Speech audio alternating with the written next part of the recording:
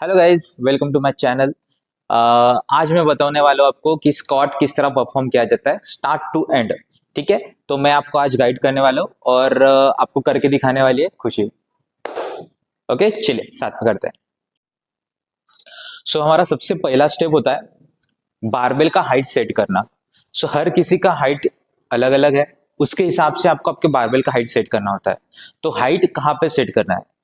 देखो, हाइट हमें इसलिए सेट करना है क्योंकि हमें इफिशिएंट तरीका ढूंढना है कि जो वेट है वो उसको आराम से इजी तरीके से मैं कैसे उठाऊं। ओके, तो इसका सबसे इजी तरीका क्या है? वेट के नीचे बैठो and just stand up, that's it. Okay, ये सबसे इजी तरीका होता है। तो हमें नीचे बैठ के उठाना है वेट। तो इसमें आपको ये भी ध्यान रखना है कि ज्यादा ऊपर ना रहे, तो ऑब्वियसली आप नीचे बैठ के उठा नहीं पाएंगे, आपको काफ रेस करके उठाना पड़ेगा। सेकंड थिंग कि ज्यादा नीचे भी ना हो ताकि ज्यादा एफर्ट्स लगे। ओके, तो वेट आपको सेट करना होता है अपना जो क्लेविकल होता है। ठीक है, एग्जैक्टली क्लेविकल बोन के नीचे आपको वेट रखना है, ज्यादा ज्यादा नीचे भी नहीं, थोड़ा नीचे। ठीक है, ओके। ओके, जिस तरह से खुशी की हाइट है उस हिसाब से आप देख रहे हो कि क्लेविकल बोन के ऊपर आ गया है। ओके, ये मैटर करेगा। अभी हमारे लिए बारबेल हमें नीचे लेना है। ठीक है, ओके।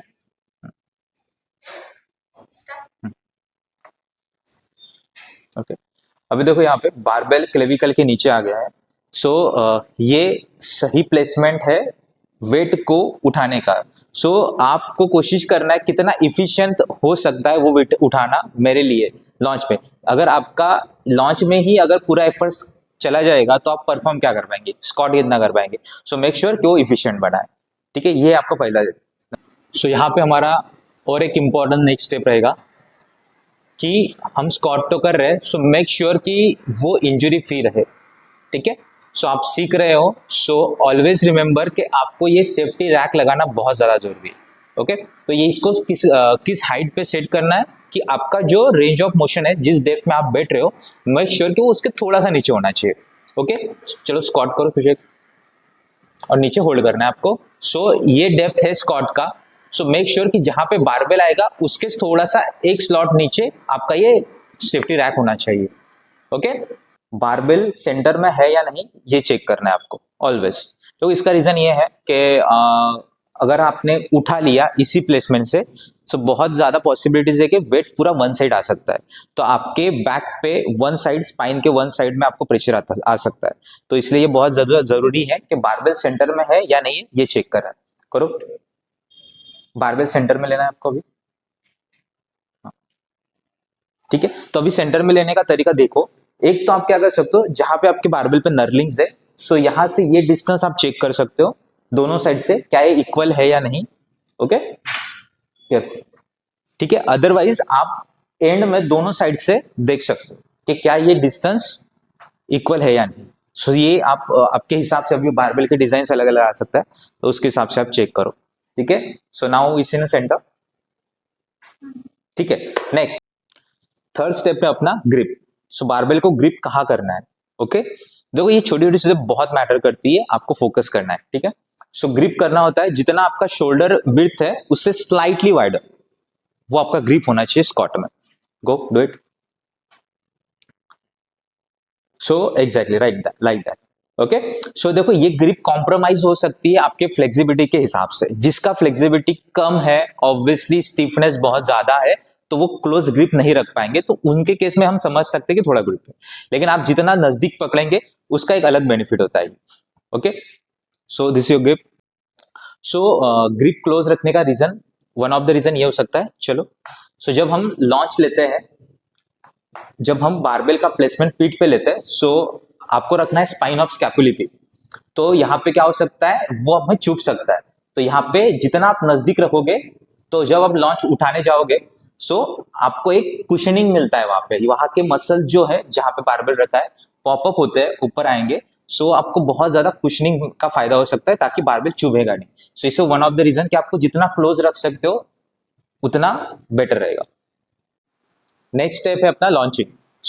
जहां पे हमने ग्रिप किया है, यहां से सिर्फ आपको क्या करना है, वॉक फॉरवर्ड करना है और बारबेल को टच होना चाहिए, उतना आगे आना है आपको। गो। ओके, सो यहाँ पे बारबेल जब आपके स्पाइन ऑफ स्कैपुला का टच होता है, सो आपको यहीं पे आपके स्क्वाट स्टांस में खड़े रहना है, ठीक है, because again I am saying कि it's efficient way to lift weights. Okay, so यहां से आपको क्या करना है, सिर्फ खड़े हो जाना है। Now just stand up here, that's it, wait आ गया अपने पीठ पे। Okay, so this is your launching. Okay okay, रख दो, गुड। ओके, नाउ वेट उठाने के बाद में यही से सिर्फ बेबी स्टेप लेके आपको 2 स्टेप बैक जाना है। Go back. Okay, now see, उसने बहुत ज्यादा शफल किया। अगेन देखो, आपके पीठ पे जब हेवी वेट आएगा ना, तो आप इतना नहीं कर पाएंगे, इतना सस्टेन नहीं कर पाएंगे। सो मेक श्योर कि आपको सिर्फ 2 स्टेप में बैक जाना है, 1 and 2, दैट्स इट। फिर से देख लीजिए, गो।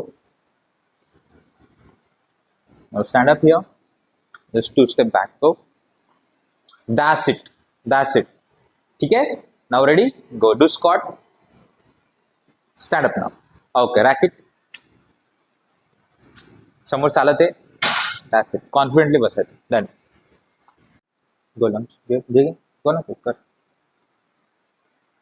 Lift, just go back. So squat stance में आने के बाद में हमारा नेक्स्ट स्टेप रहेगा, बहुत ही ज्यादा इंपॉर्टेंट है, ब्रीदिंग, ठीक है। सो पहले देख लीजिए ब्रीदिंग क्या है, मैं बताता हूँ इसके बेनिफिट्स क्या रहते हैं। Go, do it, good. Now squat, get up, that's it, racket now.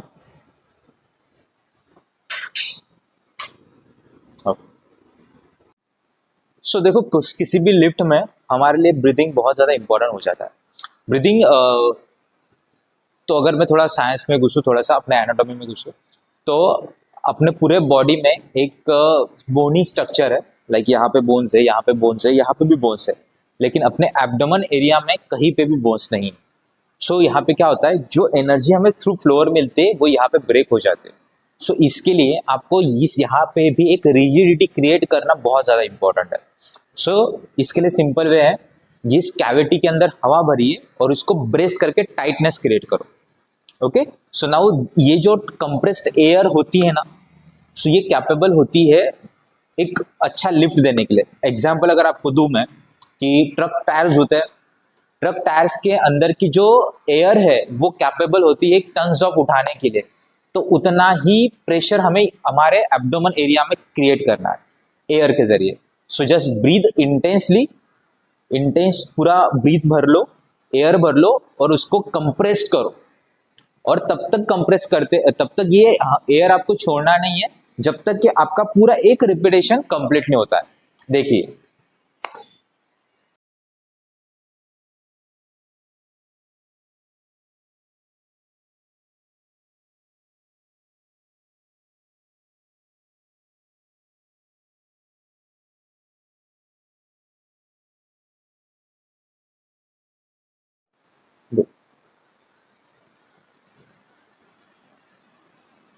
हाँ ओके।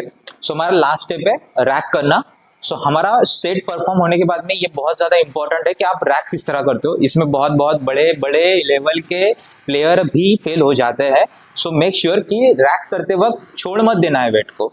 ओके आपको बहुत ही फोकसली कॉन्सेंट्रेटली आपको इसको रैक करना है। सिंपल वे है, जिस तरह से आप 2 स्टेप बैक गए हो उसी तरह 2 स्टेप आपको फॉरवर्ड आना है। गो डू इट 1 and 2। तो जब आप आगे आओगे बारबेल केज को हिट करेगा, आपको सिंपली यहाँ पे नीचे बैठ जाना है सिर्फ। So that's it. Now safely आपको बाहर आना है। Thank you.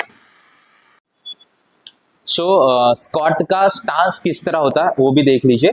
स्क्वाट में आइडियल डिस्टेंस होना चाहिए आपका slightly wider than your hip width. ठीक है, सो हिप विड्थ जो रहता है, सो जहां पे भी हम हिप विड्थ स्टांस लेते हैं is always your toes pointed straight रहते हैं और स्टांस आपका ये नहीं होता, क्लोज होता है। इसमें थोड़ा सा डिस्टेंस बढ़ा दो। ओके सो जब भी हमारा पैर थोड़ा सा मिडिल लाइन से बाहर जाता है, सो ऑलवेज एक्सटर्नल रोटेशन होता है हमारे टोज में। सो उसी तरह से आपका डायरेक्शन में टोज भी बाहर रहेगा। लो टोज बाहर लो थोड़ा। That's it. So this is your squat stance. देखो ये कंफर्टेबल होना बहुत ज्यादा जरूरी है। स्टीफनेस के कारण हम इसमें एडजस्टमेंट भी कर सकते हैं, अंदर लेना है बाहर लेना है, ये सारी चीजें स्टीफनेस के ऊपर डिपेंड करता है। अगर आपका फ्लेक्सिबिलिटी काफी अच्छा है तो आप इस तरह से आइडियल आपका स्टांस रख सकते हो। सो ये स्क्वाट था। आप बिगिनर लेवल पे हो, सो यहाँ पे ये बहुत ज़्यादा मैटर करता है कि आप 15 to 20 रिपीटेशन मैक्स पे आपको ट्रेन करना है। यहाँ पे बिगिनर लेवल पे आपको हमेशा फॉर्म सीखना होता है, बस इस चीज़ पे ध्यान रखना है। तो कोई आपको ज़्यादा इंटेंसिटी है या फिर हाई हेवी वेट पे नहीं जाना है, हाई इंटेंसिटी बिल्कुल भी नहीं, किसी और का देख के तो बिल्कुल भी मत करिए। ओके, सो आपको आपके फॉर्म एंड टेक्निक्स पे ध्यान देना है और उसी तरह से आगे प्रोग्रेशन करना है। अभी बताता हूं मैं कि स्क्वाट के बेनिफिट्स क्या होता है। सो स्क्वाट एक अनसपोर्टेड कंपाउंड एक्सरसाइज है जिसे हम लिफ्ट बोलते हैं, स्ट्रक्चरल लिफ्ट बोलते हैं। सो स्ट्रक्चरल लिफ्ट में हम स्ट्रक्चरल लिफ्ट का अगर डेफिनेशन किया जाए सो सिंपल है, जहां पे आपका बॉडी, एंटायर बॉडी एक यूनिट की तरह काम करता है, that's your structural lift movement. Okay, so ये इस मूवमेंट के बेनिफिट्स भी उतने ही ज्यादा होते हैं। आपका सबसे ज्यादा मसल बिल्डिंग इस एक्सरसाइज में आपको मिल सकता है, देन सबसे ज्यादा फैट लॉस इस एक्सरसाइज में मिलता है। वेट आपके हाथों में या फिर कंधों पे होने के कारण मैक्सिमम अमाउंट में एक्सियल लोडिंग आती है। एक्सियल लोडिंग मतलब बहुत ज्यादा अमाउंट में बोन्स जो होते हैं वो अंडर लोड होता है। सो दैट्स वाई बोन्स के अंदर भी वेयर एंड टेयर होते हैं, जिसके वजह से आपकी बोन डेंसिटी बढ़ सकती है। ये बहुत ज्यादा फंक्शनल मूवमेंट्स होती है स्ट्रक्चरल लिफ्ट्स। देन आपके हार्मोन्स एंजाइम भी बहुत ज्यादा ब्यूटीफुली वर्क करेंगे, आपका टेस्टोस्टेरोन लेवल, आपका एस्ट्रोजन लेवल, अदर सारे चीजें बहुत अच्छी तरह से वर्क हो सकती है।